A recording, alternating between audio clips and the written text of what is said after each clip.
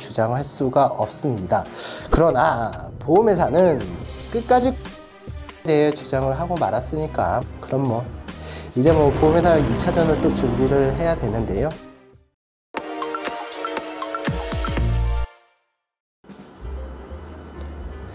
예, 안녕하십니까. 부부손해사정사입니다. 이번 시간에는 암 진단에 대한 보험금 청구 당시 보험회사가 고지 의무 위반에 해당한다고 하면서 보험금을 지급하지 못하겠다라는 주장이 맞는지에 대하여 살펴보도록 하겠습니다. 결과적으로 보면은 보험회사의 고지 의무 위반 주장 자체가 잘못되었다는 것이 증명되어 보험금을 받은 사례이나 개인적으로 굉장히 안타까웠던 그런 사례입니다.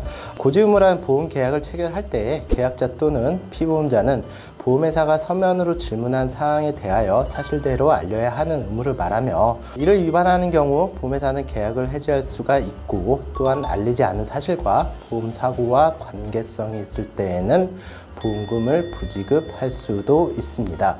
그러니 이제 보험계약 체결 당시 계약자 측에서 쉽게 간과를 하고 넘어갔다가 나중에 보험금을 못 받는 상황이 발생할 수도 있으니 쉽게 넘어가서는 안 될 문제입니다.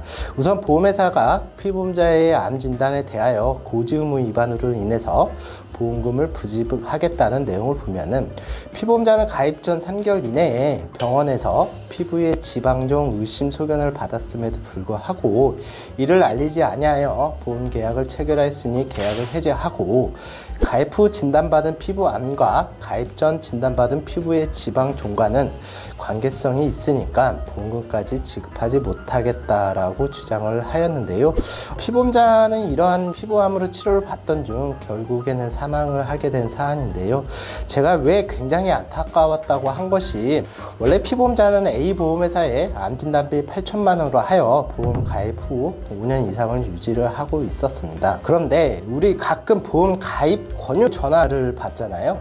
근데 이제 그 보험 가입 권유 전화가 A 보험회사 설계사에게 이제 전화가 왔고, 이 설계사 분이 이번에 좋은 상품이 출시가 되었으니까 8천만 원짜리 암 진단비가 있는 상품을 해지하고 그보다 가입 금액이 낮은 암 진단비로 계약을 새롭게 체결을 하였습니다. 가만히 뒀다면은 8천만 원을 받았을 수 있었을 텐데 이를 해약하면서 그보다 적은 보험금을 받을 수밖에 없는 상황이었고, 또한 기존 보험 계약을 이제 해지하지 않고 있었다면은 보험 계약을 유지하던 중 지방종 의심 소견이라는 진단과 피부암이라는 진단을 받았기 때문에 고지 의무 위반에 대해서 전혀 신경을 안 써도 되는 그런 상황이었습니다.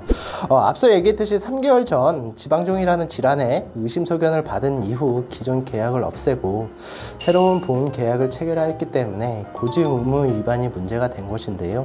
보험회사가 계약 체결 당시 서면으로 질문하고 있는 청약서에는 최근 3개월 이내에 의사로부터 투약을 받은 사실에 대해서 묻고 있고, 또한 의심 소견을 받았는지에 대해서도 묻고 있습니다. 이에 피보험자는 투약을 받은 사실이 없기 때문에 아니오라고 대답을 했고요. 지방종 의심 소견에 대하여도 아니오라고 이제 하고 계약을 체결을 하게 되었는데요. 그렇다면은 청약서에서 의심 소견을 물어보는데 아니오라고 했으니 고지 의무 위반이 맞잖아 라고 이제 생각할 수도 있을 것 같은데요. 질병 의심 소견의 경우 그 자체를 보험회사에게 고지할 대상이 아니고요. 진단서나 소견서가 발급된 경우에 하나여 의심 소견에 대해서는 보험회사에게 알려야 합니다. 따라서 원칙적으로 보험회사는 이 사례에 대하여 고지 의무 위반을 주장할 수가 없습니다. 그러나 보험회사는 끝까지 고지 의무 위반에 대해 주장을 하고 말았으니까 그럼 뭐 이제 뭐 보험회사 2차전을 또 준비를 해야 되는데요. 그것은 이제 가입 전 진단받은 질환과 보험 사고와 인과관계가 있는지에 대한 부분이었습니다. 만일 인과관계가 없다라면 보험회사로부터 보험금을 지급받을 수가 있는데요. 피보험자가 가입 전 진단받은 질환은 지방종 의심 소견이었고요. 보험 가입 후에는 악성 흑색종이라는 피부암이었고, 지방종 의심되는 부위가 나중에 알고 보니 그게 이제 피부암이었는데요. 보험회사는 관계가 있는 질병이니까 않으니까 보험금을 지급하지 못하겠다라고 주장을 하였던 것입니다. 그런데 이제 환자를 치료했던 병원에서는 악성 흑색종과 지방종과는 연관성이 없다는 내용을 밝혔습니다. 따라서 보험회사는 미고지한 사실과 인과관계가 없으므로 보험금 부지급을 주장할 수 없게 되는 건데요.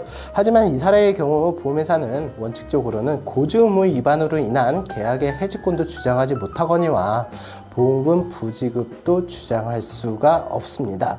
왜냐하면 보험회사가 서면으로 질문한 사항에 대하여 피보험자가 가입 전 진단받은 사실을 질문을 하고 있지 아니하기 때문인데요. 다만 이 사례에서는 피보험자가 사망을 하였기 때문에 계약을 유지할 이유가 없어서 보험회사와 다투지 아니하였을 뿐입니다. 고지 의무라는 것이 생각보다 좀 복잡합니다. 왜냐하면 청약서에서 질문하고 있는 과거 치료 이력에 대하여 소비자들이 전부 기억을 하면서 얘기를 못하는 경우가 꽤 많이 있고요. 또한 이제 방금 사례와 같이 가입 전 질환과 보험 사고와 인과관계가 있는지 여부까지 따져봐야 하기 때문인데요. 아무튼 이제 보험회사가 작성한 청약서의 질문 내용을 꼼꼼히 확인해서 사실대로 알려야 추후 고지 의무 위반에 대하여 걱정을 하지 않게 됩니다. 기계적으로 혹은 본인이 의도하에 청약서의 질문 내용에 대하여 아니오라고 하고 계약을 체결을 한다라면 나중에 분명히 골치 아파지니까 꼭 유념하시기 바랍니다. 이상 부부 손해사정사가 준비한 고지 의무에 대한 내용은 여기까지였습니다. 끝까지 시청해 주셔서 감사합니다.